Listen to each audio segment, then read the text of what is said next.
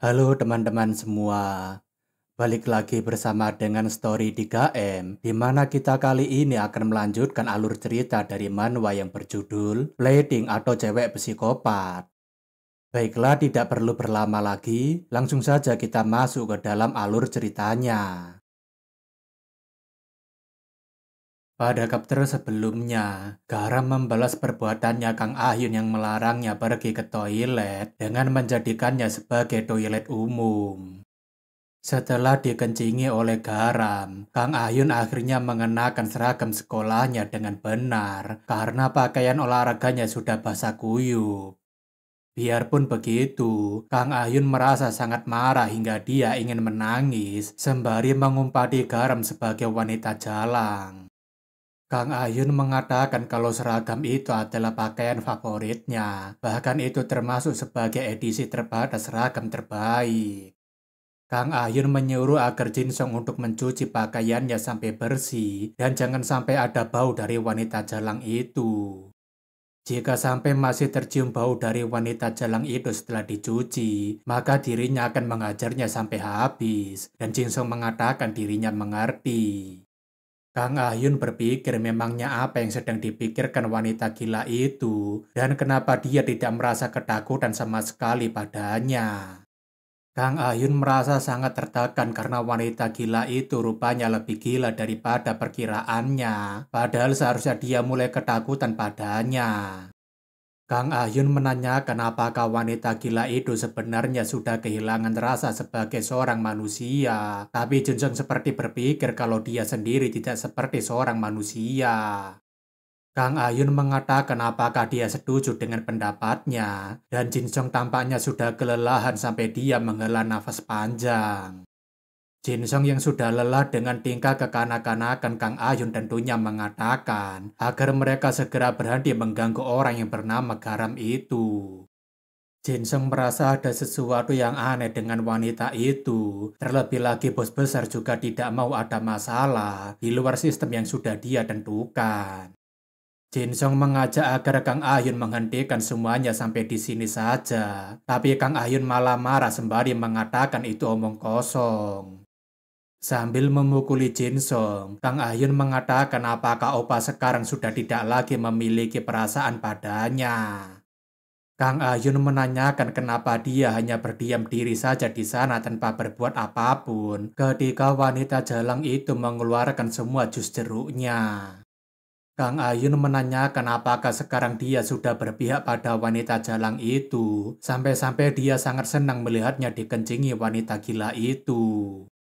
Namun karena Kang Ayun sudah melampaui kesabarannya, Jin Song langsung membentaknya sembari mengatakan apakah dia ini tidak bisa menerima saran dari orang lain.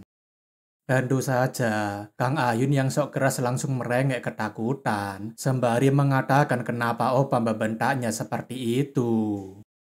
Kang Ayun mengatakan dirinya hanya berteriak padanya, tapi dia malah membentaknya dengan sangat keras, dan Jin Song sendiri sebenarnya sudah pusing berhadapan dengannya. Jin Song kemudian meminta maaf karena sudah membentaknya, tapi Kang Ayun mengatakan agar dia menunjukkan ketulusannya untuk meminta maaf. Jika sampai dia tidak mau membantunya kali ini, maka dirinya akan melaporkannya pada pamannya bahwa dia sudah berani membentaknya. Kang Ayun berpikir jika kali ini dirinya akan memastikan bahwa wanita jalang itu mendapatkan akibatnya setelah dia memakan makan siang yang dirinya sudah siapkan. Beberapa saat setelahnya ketika waktu istirahat telah tiba, Kang Ayun menaruh mie ayam yang sudah dia siapkan, sembari menyuruh agar Yunwo dan Gar memakannya. Kang Ayun mengatakan bukankah dirinya sudah memberitahu mereka kalau dirinya sudah menyiapkan makanan spesial untuk mereka berdua. Kang Ayun memberitahu kalau ini lebih baik daripada mereka tidak mendapatkan makanan sama sekali, dan makanan ini dibuat khusus untuk mereka. Tapi karena mereka tidak bisa menggunakan kedua tangannya untuk makan, mereka masih bisa menggunakan mulut mereka secara langsung, seperti seekor burung merpati. Selain itu, jika mereka menolak untuk memakannya, Jinsong secara pribadi akan membantu mereka untuk makan, termasuk dengan lantai-lantainya. Kang Ayun menanyakan jadi apakah mereka akan memilih makan dengan sendirinya, atau apakah mereka perlu bantuan dari Opa Jinsong untuk melakukannya. Yunwo berpikir jika makan makanan di lantai ini sudah sangat buruk, dan ini sebenarnya bukan lagi porsi mie ayam yang wajar untuk dimakan. Bahkan, mata dan hidungnya sudah terasa perih sebelum mendekatinya, dan mie ayam ini pasti sudah diberi bubuk cabai yang sangat banyak, hingga warnanya berubah menjadi sangat merah. Yunwo berpikir kalau dirinya pasti akan mati ketika memakannya, tapi kalau dirinya tidak memakannya, dirinya juga akan mati. Akan tetapi berbeda dengan si pengecut itu, Garam tampaknya menikmati mie ayamnya dengan tenang sampai suara seruput dendangnya kedengeran. Garam yang memakan makanan itu tentunya mengatakan jika mie ayam ini benar-benar sangat lezat dan memangnya Kang Ayun tadi beli di mana. Tentu saja, Kang Ayun dan Jinseng sangat terkejut karena wanita itu rupanya tidak merasa kepedasan sama sekali. Garam mengatakan jika kuahnya memang sangat enak, tapi mie ayamnya sudah jadi dingin dan rasa mie-nya terlalu kenyal ketika dikunyah. Kang Ayun menanyakan apa yang sedang dia lakukan, tapi Garam malah mengatakan, "Kurkur, kurkur, aku adalah merpati, aku adalah merpati." Kang Ayun yang merasa seperti diejek tentunya mengatakan, "Hei dasar wanita jalang, kenapa kau malah menikmati makanannya?" Garam mengatakan bukankah dia sendiri yang menyuruhnya untuk makan mie ayam ini. Jadi kenapa dia malah bawel seperti itu, padahal dirinya sudah melakukan seperti apa yang dia katakan. Garam mengatakan wanita itu memang sulit untuk dimengerti, tapi Kang Ayun seperti seekor monyet yang sangat sulit untuk dipahami kemauannya. Kang Ayun menanyakan bagaimana dia bisa bertingkah seperti tidak terjadi apa-apa, padahal dirinya sudah membuang sebotol bubuk cabai paling pedas ke dalam mie yang sedang dia makan. Bukan hanya itu, Kang Ayun merasa sangat marah karena dia lebih menikmati mie ayamnya lebih dari siapapun, meskipun makanannya berada di lantai. Kang Ayun menanyakan apakah dia tidak memiliki rasa malu sebagai seorang wanita, tapi Garam menanyakan kenapa wanita tidak tahu malu ini berbicara soal rasa malu. Selain itu, Garam memberitahu jika putri manja dari Korea Selatan tidak akan pernah mengetahui seberapa mengerikannya kelaparan itu. Garam memberitahu jika makanan seperti ini tidak bisa ditemukan di Korea Utara. Bahkan banyak anak yang mengisi perutnya dengan mie lumpur hanya untuk bisa bertahan hidup.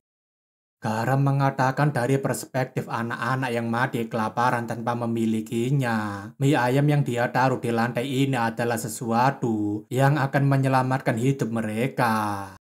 Garam menanyakan apakah dia pernah memikirkan seberapa berharganya mie ayam ini bagi mereka yang kelaparan dan bertahan hidup hanya dengan makanan seadanya. Sambil meneteskan air mata, Garam mengatakan apakah dia pikir jika dirinya akan merasa jijik dengan memakan mie ayam kotor ini di lantai hanya karena tidak ingin dipukuli oleh mereka. Garam memberitahu ketika dirinya memikirkan para saudaranya yang kelaparan karena tidak memiliki apapun untuk dimakan. Dirinya tidak mungkin membuang makanan yang sangat berharga ini. Garam mengatakan jika dia berbicara mengenai siapa yang tidak tahu malu di sini, bukankah seharusnya dia sadar kalau itu bukanlah dirinya, melainkan itu adalah dia sendiri. Mampuslah kau Kang Ahyun, berani sekali melawan seorang MC anti naif yang sangat manipulatif ini di depan umum, dan sekarang kau sendiri yang dipermalukan seperti orang bodoh. Tentu saja, manipulatif Garam berhasil mempengaruhi murid-murid kelas lainnya, dan mereka mulai memandang Kang Ayun dengan penuh kebencian dan juga penghinaan. Akan tetapi Kang Ayun yang sangat kesal malah tertawa sembari mengatakan, apakah dia pikir kalau dirinya akan terkena ocehan omong kosong itu? Kang Ayun mengatakan apakah dia pikir bisa menjatuhkannya hanya dengan perkataan seperti itu. Tapi dirinya yakin jika dia tidak akan berani melakukannya sekarang.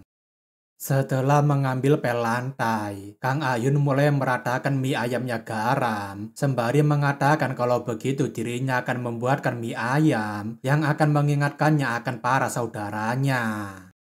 Tentu saja, garam yang melihat mie ayam diratakan seperti sampah merasa sangat jijik, dan dia berpikir apakah wanita ini benar-benar sudah kehilangan akalnya.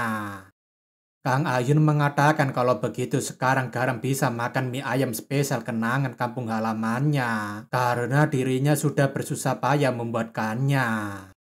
Kang Ayun menanyakan apakah dia sekarang merasa jijik dengan makanan yang berasal dari kampung halamannya itu, tapi garam mengatakan jika dia sangat rasis. Kang Ayun menanyakan apa maksudnya barusan, dan garam mengatakan jika dia sangat rasis pada orang yang berbeda dari tempat asalnya. Garam mengatakan jika dia berasumsi kalau semua orang Korea Utara makan seperti ini, itu sama saja dengan dia sedang menghina semua orang di Korea Utara.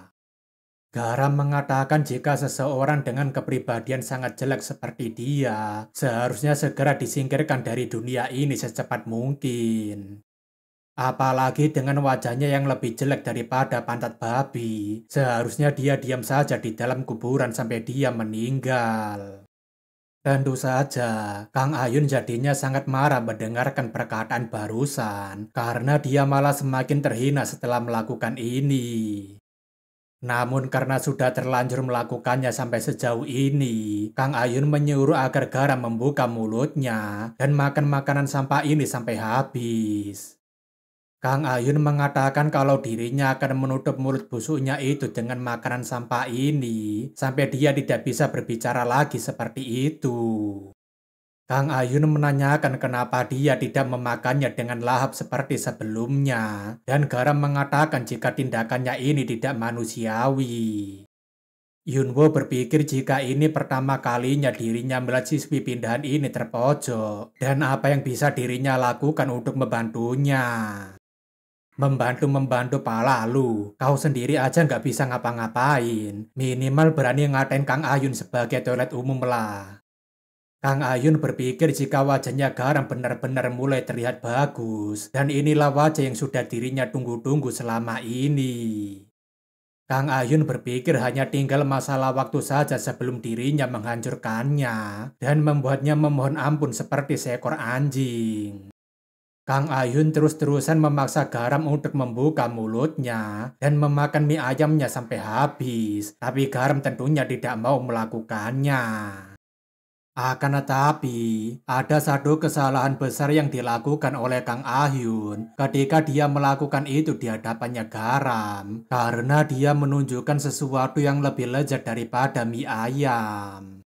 Dengan lahapnya, garam langsung menggigit jempolnya Kang Ayun dengan sangat kuat, seperti seseorang yang sedang ingin memakan sosis. Jelas saja, wajah kegirangan Kang Ayun seketika langsung berubah menjadi orang yang paling merasa tersakiti. Sambil mencoba menarik jempolnya dari gigitan garam, Kang Ayun berteriak. Mungkin adegan-adegan ini bakalan banyak admin sensor, karena ini memang cukup mengerikan. Kalau mau lihat adegan brutalnya yang lebih jelas, lihat langsung saja di komiknya. Kang Ayun tentunya mencoba memukuli garam dengan sekuat tenaga, tapi sayangnya itu tidak akan mempan pada seseorang yang tidak bisa merasakan rasa sakit. Kekuatan gigitan manusia saat menggigit dengan kekuatan penuh sangat mengerikan. Terlebih lagi gigi manusia juga sangat keras.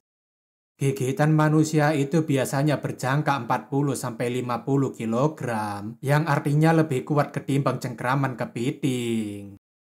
Terlebih lagi, garam yang memiliki kekuatan yang tidak masuk akal bisa memberikan gigitan selayaknya seorang superhuman.